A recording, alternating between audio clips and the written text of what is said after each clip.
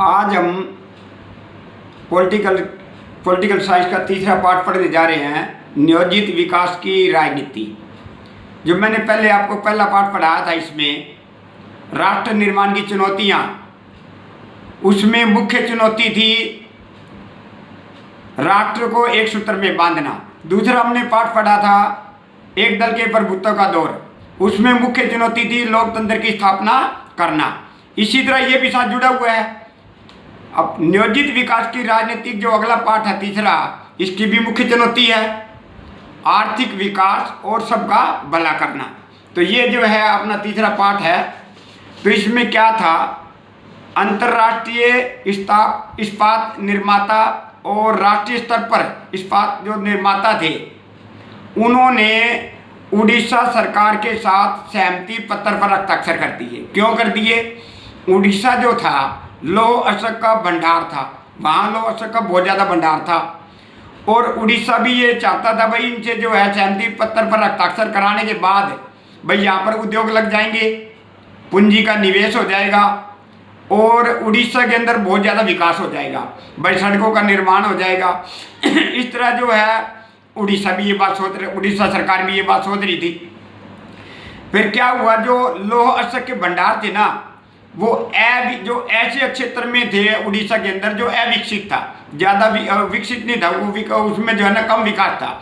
जो आदिवासी लोग थे वहाँ पर रहते थे। जब ऐसे आदिवासियों को लोगों को पता लगा भाई उड़ीसा सरकार ने जो है यहाँ पर कंपनियाँ स्थापित कर रही है, इस्पात की कंपनियाँ स्थापित करने जा रही है, तो वहाँ आदिवासियों को बड़ी चिंता होगी, भय पैदा हो गया, डर पैदा हो गया। अब आपा कहीं भाई डर उनको क्यों पैदा गया, उनको क्या दिक्कत आई? क्योंकि जो है वहाँ पर यदि कंपनियाँ स्थापित हो जाएंगी इस्पात की, तो उनको वहाँ से विस्थापित होना पड़ेगा, अर्थात घर बार छोड़ के उनको जाना पड़ेगा, क्यों वहाँ कंपनियाँ लग जाएंगी। तो इसलिए जो उनको चिंता होगी भाई हमारी आजीविका भी खत्म हो जाएगी, हमारी जो है रोजगार है वो भी खत्म हो जाएगा और हमें घर बार भी छोड़ के जाना पड़ेगा, कहाँ जाएंगे? उनको जो इस बात का भय पैदा हो गया। जो पर्यावरणविद थे ना, उनको भी जो है ये बात देखने लगी भाई यहाँ खनन होगा, उद्योग लगेंगे और जो है यहाँ प्रदूषण बहुत ज़्यादा फैल जाएगा। वो भी इस बात के लिए जो उन्होंने विचार किया इस बात के लिए। तो अब आगे ये तो बात उनकी जो है, उन्होंने तो मतलब उद्योग लगाने के लिए सरकार ने तो जो है अंतर्राष्ट्रीय और राष्ट्रीय स्तर पर जो कंपनियां थी उन पर हस्ताक्षर कर दी, उनको सहमति दी, उनको दे दी थी। अब फिर क्या हुआ, अपना अगला पॉइंट जब आप देखते हैं, इसके साथ ही अगली बात है उद्योगों के साथ टकराव। अब आप देखिए टकराव कैसे हो सकता है, उद्योग जब उद्योग लगा रहे हैं तो टकराव किस चीज़ का?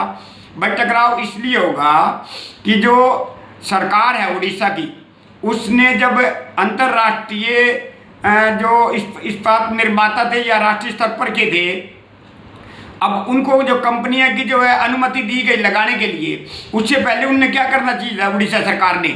भाई जो वहाँ के विशेषज्ञ हैं उनसे सलाह लेनी चाहिए थी, उनसे पूछना चाहिए था, या जो अर्थशास्त्री हैं उनसे जो है भाई उनसे सलाह लेनी चाहिए थी, या जो है अपने क्या कहते हैं जो पर्यावरणविद हैं भाई उनसे सलाह लेनी चाहिए थी। उसके जब वहाँ के लोग हैं आदिवासी, उनसे भी जो है सलाह लेनी चाहिए थी। उसके बाद जो है अंतिम में जो है राजनेता जो मतलब फैसला करना चाहिए था भाई हम जो उनसे बात करके उसके बाद जो लेकिन उन्होंने तो किसी सलाह ली नहीं। अब सलाह नहीं ली तो जो उन्हें सीधा जो है उनने जो फैसला कर लिया और हस्ताक्षर कर दिए, सहमति दे दी उनको, तो इससे टकराव तो बढ़ना था। इस कारण से जो है इन ऐसे कारण से टकराव बढ़ गया, क्योंकि जो है जो अर्थशास्त्री थे उनने भी कहा भाई ये गलत हुआ है, और जो पर्यावरण वाले विद थे वो भी बोले भाई जो गलत हुआ है। अर्थशास्त्री भी जो कह रहे थे गलत हुआ है, लोग भी वहाँ के थे वो भी कह रहे गलत हुआ है। तो यदि जो है वो पहले सलाह ले लेती इनसे, तो ये टकराव की जो है संभावना, उद्योग के साथ जो टकराव हुआ है वो संभावना ना होती। तो अब हम इसी के साथ देखते हैं जो अगला जो बात इसकी आई है, पोस्को प्लांट। अब आप कहते हैं पोस्को प्लांट क्या था? पोस्को प्लांट जो है एक विदेशी कंपनी थी। अब क्या हुआ, जब कौन सी कंपनी थी वो? कोरिया की। कोरिया कंपनी ने जो है वहाँ पर जो अपना कंपनी स्थापित की, जब ऑफिस स्थापित किया उन्होंने, तो वहाँ के जो ग्रामीण लोग थे ना, उन्होंने उसका विरोध कर दिया, बहुत ज़्यादा आंदोलन कर दिया, भीड़ इकट्ठी होगी और उनके नारेबाजी की। उनने ये कहा भाई जो तुमने 1 साल पहले सहमति पत्र पर हस्ताक्षर जो किए ना उसको रद्द किया जाए। और सरकार को भी कहा और कंपनी वाले को भी ये कहा भाई जो रद्द किया जाए, हम यहाँ पर उद्योग स्थापित नहीं लगाने, जो इस्पात के जो है उद्योग लगाने जा रहे हैं हम वो नहीं लगाने देंगे। इसलिए उन्होंने वहाँ पर इस चीज़ का जो है जबरदस्त विरोध किया। जो अगला मैं पॉइंट आपको बताने जा रहा हूँ, आर्थिक विकास। अब जो है सरकार जो ये सोच रही थी भाई यहाँ पर जो है उद्योग जब लग जाएंगे तो हमारा आर्थिक विकास हो जाएगा। अब आप कहते भाई आर्थिक विकास कैसा, किस प्रकार का? यदि कहते भाई आर्थिक रूप से लोग समृद्ध हो जाएंगे, शक्तिशाली हो जाएंगे और जो है आगे बढ़ जाएंगे तो सामाजिक न्याय भी हो जाएगा। भाई सबको सामाजिक न्याय भी मिल जाएगा, बोला ये भी बहुत अच्छी बात हो जाएगी। उनके मन में ये विचार था सरकार के। लेकिन जो है जब ये जो विकास है ये एक प्रकार का नहीं है। आप ये ना सोच ले भाई आर्थिक विकास हो गया तो सब कुछ हो गया। तो भाई सरकार की तो ये था भाई वो उनका तो आर्थिक विकास हो जाएगा और पूंजी का निवेश हो जाएगा, उद्योग लग जाएंगे, लोगों को जो है बहुत ज़्यादा रोजगार मिल जाएंगे और जो है लोग उस कंपनियों में जो है मतलब काम करने लग जाएंगे, लोगों की समस्या का हल हो जाएगा। लेकिन उनके लिए तो ठीक हो गया, लेकिन वहाँ जो आदिवासी थे उनके लिए तो गलत होया। वो तो जो है इसका विकास नहीं समझ रहे ना। अब उनकी तो आजीविका छीन गई, अब उनका कहाँ हुआ आर्थिक विकास और उनका तो रोजगार छीन गया, उनकी जो है घर बार से जो उनका छूट गया, उनको तो विस्थापित होना पड़ा वहाँ से। तो उनके लिए तो नहीं है ना। तो इसलिए आप ये कहते हैं जो विकास भी है ना इसमें भी अंतर है। अब आप अंतर देख लिया, इधर से तो जो लोगों को रोजगार मिल रहा है, लोगों को लाभ मिल रहा है, उड़ीसा सरकार को फायदा हो रहा है, ठीक है, उनके पास पूंजी आ रही है, पैसा आ रहा है, और इधर से जो आदिवासी है उनको वहां से जाना पड़ेगा। तो इस प्रकार के आप ये देखते हैं कि इनके अंतर देखो किस प्रकार का जो है विकास का अंतर भी है। अब जब भारत आज़ाद हुआ ना 1947 में, अब उसके सामने जो है ना विकास के दो मॉडल थे। अब आप देख लीजिए भाई दो मॉडल कैसे, एक तो पूंजीवादी मॉडल था, एक जो है समाजवादी मॉडल था। अब यहाँ पर जो है लोग भी इस प्रकार के ये सोच रहे थे भाई बोले जो पूंजीवाद की अपना लो, ज़्यादा कुछ ये लोग कह रहे थे, और कुछ बोले जो है समाजवाद के मॉडल को अपनाओ।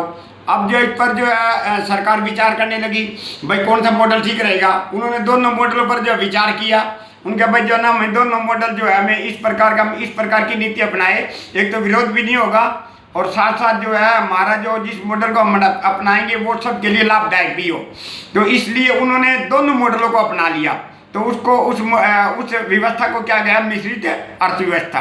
तो हम मान लें कई बार ये प्रश्न भी आ जाता है भाई हमारे यहाँ कौन सी अर्थव्यवस्था है, तो मिश्रित अर्थव्यवस्था। तो क्योंकि यहाँ पूंजीवाद भी लोग कह रहे थे पूंजीवाद को अपना लो और कुछ कह रहे थे समाजवाद को। तो भारत ने जो है ना तो समाजवाद को अकेले को अपनाया और ना ही पूंजीवाद को, दोनों को अपनाकर और मिश्रित अर्थव्यवस्था यहाँ पर लागू कर दी। इससे जो है तभी जो है सभी वर्गों को जो है लाभ हुआ, भाई पूंजीपतियों को भी लाभ हुआ और समाजवादियों को भी लाभ हुआ। अब हम अगला पॉइंट देखते हैं भाई, अगला क्या कहता है भाई, कई बार आ जाता है वामपंथी और दक्षिणपंथी क्या होते हैं। तो भाई कई देश मिलकर राजनीतिक चर्चा करते हैं, राजनीति के बारे में जो है ना विचार करते हैं। तो उनमें से जो है जो राजनीतिक दल होते हैं या हित समूह होते हैं ना, तो वो जो भिन्न भिन्न प्रकार की बात करते हैं। भाई वो कहते हैं भाई जो है गरीबों का फायदा होना चाहिए, कोई कहता है अमीरों का फायदा होना चाहिए, कोई कहता है इस व्यवस्था को अपनाना चाहिए। तो वो राजनीतिक दल भिन्न भिन्न जो है बातें करते हैं। तो आप ये देखते हैं भाई ये इस भिन्न भिन्न बातों का मतलब क्या है, क्या मतलब हुआ ये। तो अब ये देखा गया भाई कुछ लोग ऐसे थे जो वो ये जो है ये चाहते थे भाई जो गरीबों का हित हो, गरीबों का लाभ होना चाहिए, गरीबों के पक्ष में जो है बात होनी चाहिए, और जो है पिछड़े वर्ग की जो है पिछड़े वर्गों का लाभ होना चाहिए। अब मान ले कि वो कहते हैं जो गरीबों का लाभ हित के लिए सोचता है, गरीबों की तरफदारी करता है, पिछड़े वर्गों की तरफदारी करता है, तो उनको आप क्या कहते हैं, उनको तो जो है उनको हम वामपंथी कह देंगे। जो गरीबों को और पिछड़े वर्गों के लिए तरफदारी करेगा, उनके फायदे के लिए सोचेगा, वो वामपंथी हो जाएंगे। अब जो है वो जैसे कि मान ली सरकार है, सरकार जो है गरीबों के लिए और पिछड़े वर्ग के लिए कोई पॉलिसी या कोई नीतियाँ, कोई इस प्रकार की अच्छी नीति बनाती है, उनको लाभ हो, तो उनका जो है जो वामपंथी लोग, जो ऐसे लोग जो राजनीतिक है ना, जो उनका समर्थन करते हैं उस नीति का, तो वो वामपंथी होते हैं। तो मान ली इस प्रकार का भी आ जाए वामपंथी क्या है, तो ये जो है वामपंथी कहलाते हैं। तो अब आप देखते हैं अगला दक्षिणपंथी।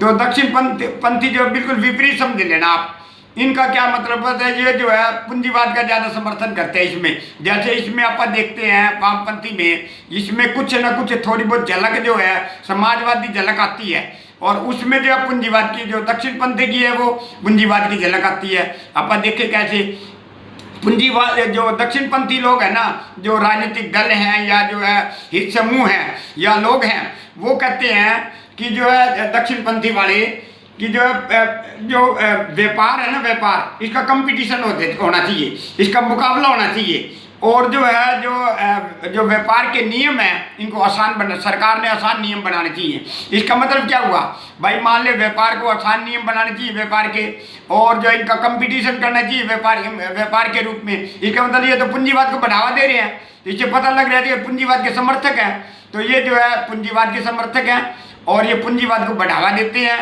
और साथ में कहते हैं भाई जो है ना, उस देश में तभी जो है फायदा होगा जब ये मुकाबला होगा, एक दूसरे से आगे बढ़ने की कोशिश करेंगे, और व्यापार के जो नियम होंगे वो आसान होंगे, ये जो अच्छा से अच्छा व्यापार कर पाएंगे। इस प्रकार से जो है ये दक्षिणपंथी वाले सोचते हैं।